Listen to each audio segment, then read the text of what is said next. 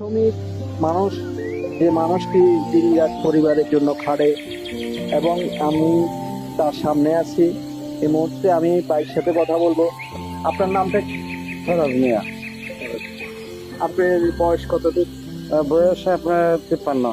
53 বছর। আমরা একটু বসি, আমাকে একটা চা দেন।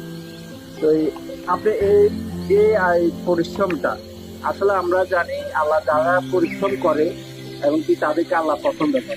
হ্যাঁ, তো আপনি এই যে পরিশ্রম করে আপনার পরিবার চলে কাটায়। এই সাধারণভাবে চলে আসছে। আপনি কত বছর এই লাইনে? এখানে আজকে প্রায় 3 বছর। 3 বছর। উনি 3 বছর এই ব্যবসায় উনি আছেন। আপনার দেশে বাড়ি ব্রাহ্মণবাড়িয়া। বাউন্ডারি। ফেনীতে কত বছর? এই 3 বছর।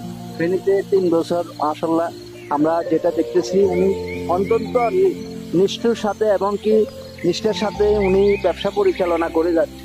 তো এখানে আসলে দীর্ঘদিন থাকার কারণে অনেকের সাথে পরিচিত হয়ে গেছে। হ্যাঁ, পরিচিত।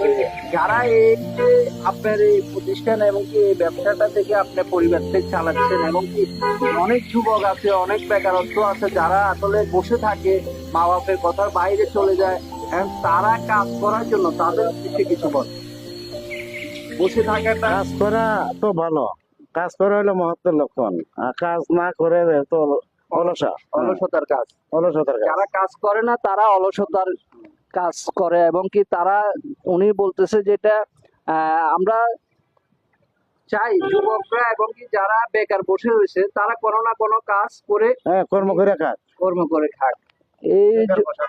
এই যে পরিশ্রমে যে ইয়াটা উনি করে যাচ্ছে, তো ওনার সফলতা হোক, আমরা সবাই ওনার সুস্বাস্থ্য কামনা করি। এবং কি ফেনী থেকে আমি নুরুল আলম, ধন্যবাদ।